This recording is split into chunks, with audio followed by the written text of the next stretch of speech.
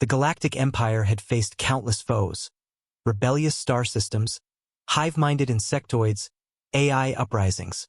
But none had ever made them hesitate. Until Earth. The High Council considered humans primitive. Yes, their history was violent, their adaptability alarming, and their planet classified a death world. But they lacked interstellar unity. Easy prey. So, the Empire sent their elite, the Velzoreth strike phalanx, an army bred from birth for war, enhanced with biomechanical augments and neural combat links.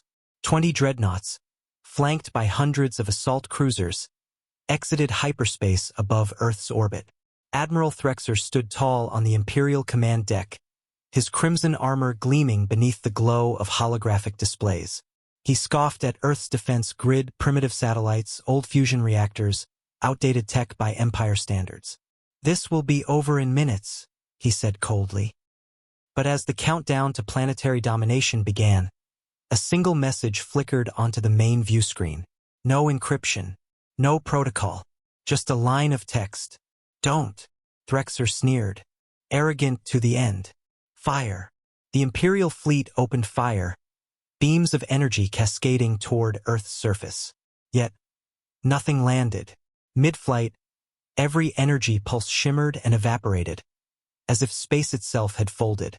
A silence followed, deep and wrong. Then Earth answered. From lunar shadow, 3 massive shapes emerged, Earth's Aegis-class guardians.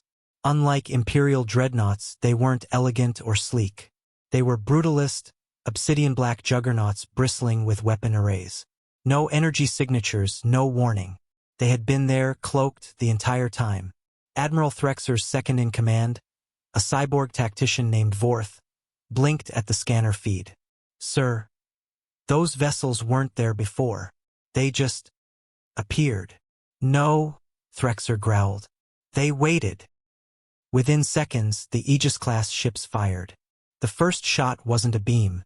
It was a lance of compressed dark matter, tearing through the lead Imperial dreadnought as though it were paper. The explosion didn't come instantly. It folded in on itself before detonating, creating a miniature singularity that swallowed 5 escort ships. The second shot crippled Threxer's command ship. Shields collapsed without resistance. Internal systems scrambled.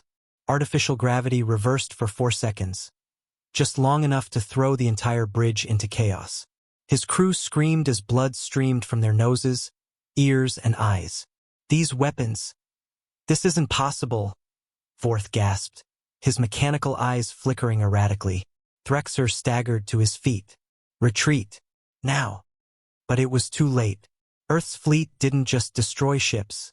They erased them. They fired weapons the Empire had no names for. Some ships melted mid-space. Others blinked out entirely, removed from reality like they'd never existed. One Imperial cruiser tried to jump to hyperspace.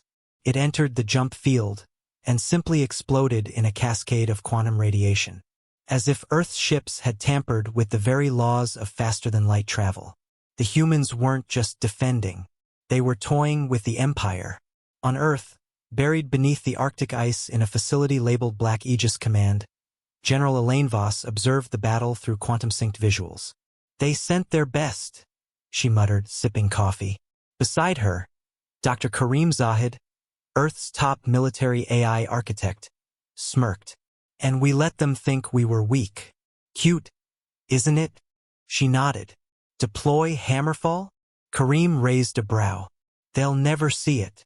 "Exactly." From high Earth orbit, something activated. A satellite no larger than a minivan. It shimmered, hummed, and then released a wave of silent pulses. Not sound, not light, a conceptual weapon. Threxer's remaining fleet suddenly stopped mid-space. Time stuttered. To outside observers, the ships had frozen. But inside, every crew member was experiencing accelerated perception, reliving their worst fears, traumas, and failures in looping precision. Minutes stretched into hours, hours into madness. Vorth clawed at his skull, screaming. Threxer tried to issue a command, but his voice faltered. His thoughts betrayed him. His pride shattered. And then, in a flash of blue light, the rest of the Imperial fleet detonated. No debris, No signals. Nothing remained. Back on Earth, General Voss stared at the calm sky. Empire neutralized. Came the report. Losses? She asked. 0, the technician replied. She nodded once. Good. Let the galaxy wonder. A week later, whispers spread across star systems. The Velzorith phalanx was gone. No distress signals. No escapees. No bodies. Just silence. Empires halted their expansion. Pirate factions disbanded. The Council of Nine Worlds declared Earth a neutral apex zone, a designation usually reserved for godlike entities. But humans? They just laughed and waited for the next fool to test them.